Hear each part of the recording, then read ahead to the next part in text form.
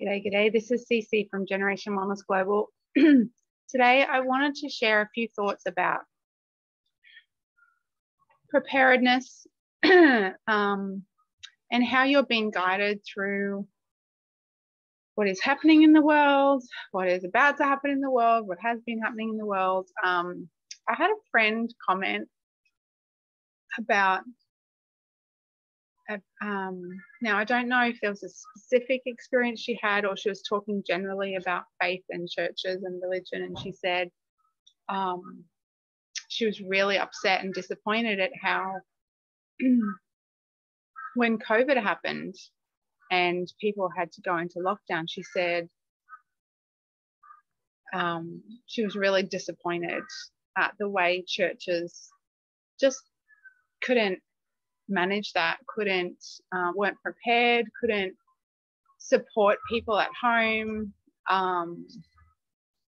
The whole faith thing just fell apart because there wasn't someone that could stand up. And now I know some churches kind of went online and did a pretty smooth transition. It's about, I suppose, how fast you can pivot and how prepared you are for things. But it was really interesting because she just had this real criticism about how they really couldn't support people at home, that there was no infrastructure, there was no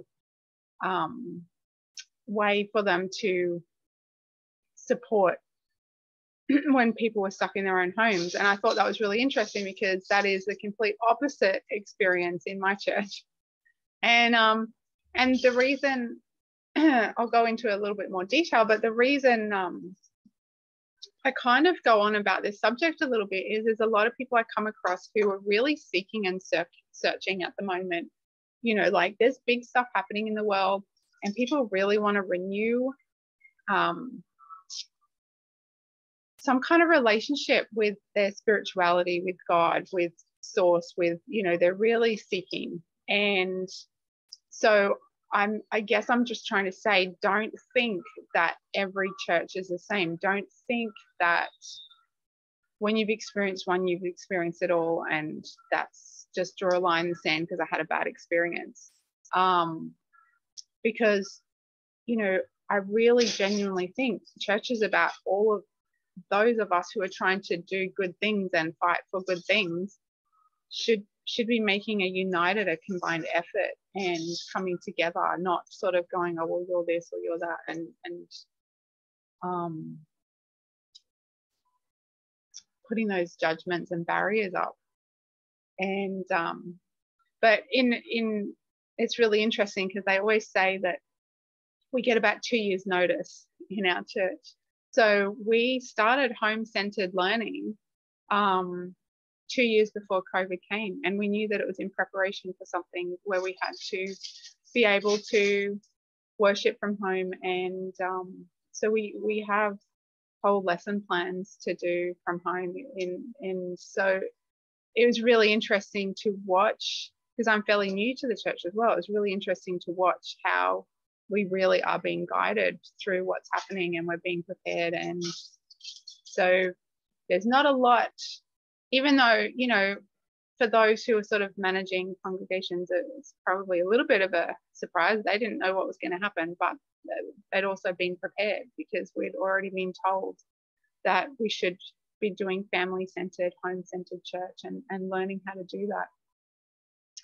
So, and we've also, someone else was really surprised when I said, oh, our church has always told us to, have food and water prepared for any eventuality. And I can tell you, when I got stuck in the floods,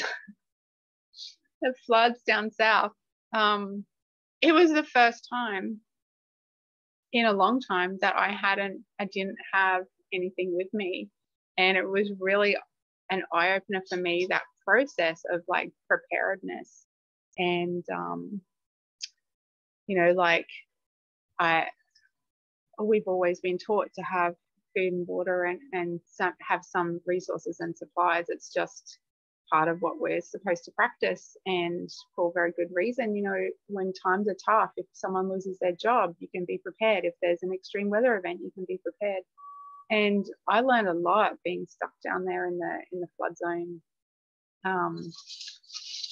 you know, even just, you know, the first thing to do is like make sure you've got buckets of water, because you don't know if the water's going to go off or get contaminated. Make sure you've got batteries and candles, because you don't know if the power's going to go off or if you're going to have to power share and sort of alternate power and stuff. And, you know, there was a lot that came through from that. And as you probably know by now, I'm a huge advocate for essential oils. And I can tell you, they're a big part of my medical preps, because they, good quality, really good quality pure oils, they last a really, really long time, a really long time. So, you know, when, if you struggle to get certain medications, like, it's good to know what you can use at home.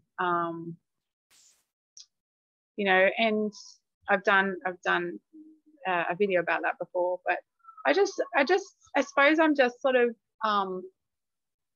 wanting to share some stuff that's come up in discussions, and about, you know, who's guiding you, how you're being prepared. Like, and you can see from my shirt and my hair today that the sun is out here.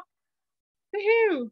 This is our second day of sun, I think, in the month of May. Now, this is normally our most beautiful time of year.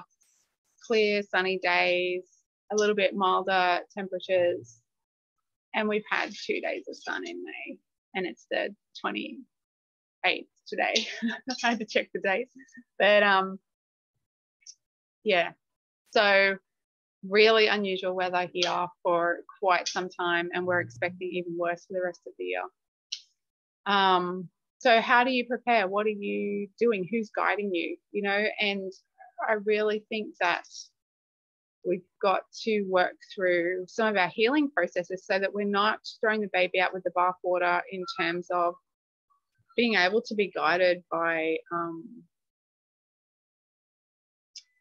good people who are guiding people. So our church obviously has really, we have someone at the head of our church that we consider a seer and a revelator. So that means that they can see things that are coming, and they can prepare us. And we don't get all the details. Sometimes we have to read between the lines, but we're certainly, more than anything, being told to prepare spiritually. And if you love the book of Ephesians as I do, Ephesians 6 is about this is a war against powers and principalities and the forces of evil in high places. And I really think that speaks to our time more than any other time. And so, you know, we need to be as spiritually as strong as we possibly can to be prepared. And I would love to hear what you're doing to prepare physically, spiritually, mentally.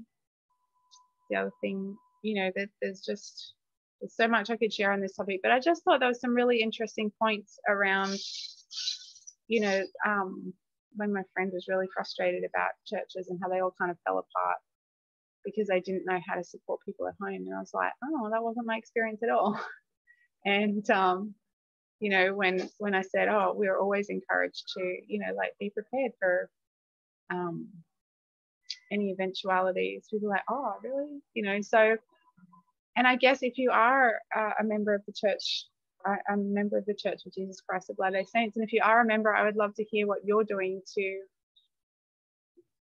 prepare yourself spiritually, because we're really being guided in that direction at the moment. And I'd love to hear what's really working for you and strengthening you. My daughter's been listening to a lot of the prophet's talks. She's gone right back to before he was a prophet. And yeah, there's so much in his last talk that I just took pages and pages and pages of notes. So I might have to go through that in another video.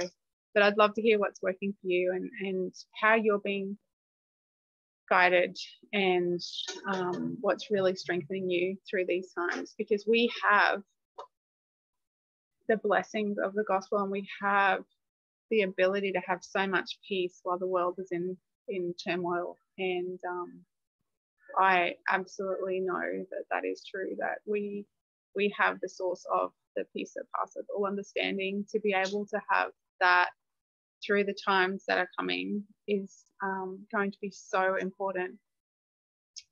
And I'm so grateful. I'm so grateful because, as I've mentioned, I only really received this into my life 3.5 years ago.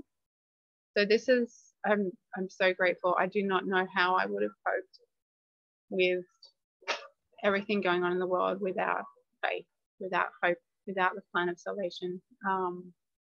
And I really hope that if you are someone who hasn't really understood this yet, that you keep asking questions. Please ask questions. I had so many questions before I really understood who Jesus Christ was, and you know, what this plan that he has for us is all about. I really, it took a lot of questions, a lot of questions. So please, if you have questions, please reach out and ask, because I would love to help.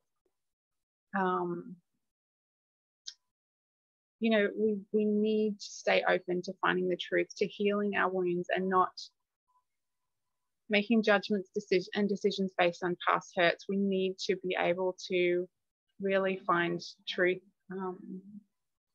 And truth is eternal. Truth is, you know, it's something so much bigger and deeper.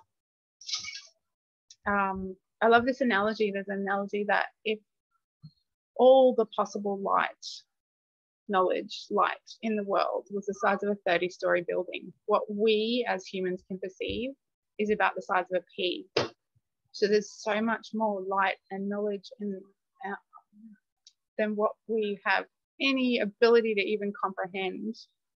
And so we need to not get stuck in our woundings and our past hurts, and really try and keep seeking truth.